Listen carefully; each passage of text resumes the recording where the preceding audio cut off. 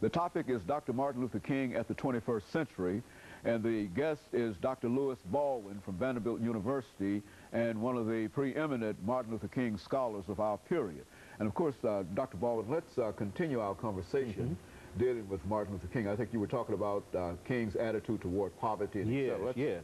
And if I had to add something to that, I would say that King consistently called for a redistribution of wealth, for a kind of restructuring of the capitalistic system, so that the have-nots can grow in terms of material goods, and I think that's still important today. I think we need to look at the wealthy, we need to look at the people who are very poor, and we need to ask ourselves, why should some people be very, very rich and others be very, very poor? And I think we have to look at capitalism in a very critical way, is what Dr. King was about.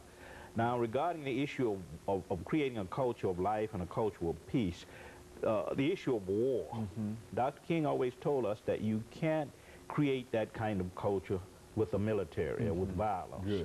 And it seems to me that too many in our society today are talking about a culture of peace and a culture of life, but they are very open to the use of military means. And another thing about this, let me push it further and say that when Dr. King was talking about this culture, he was not simply talking about the United States. He was talking about a global, on a global level, creating a culture of life and peace from which all people of the world can benefit.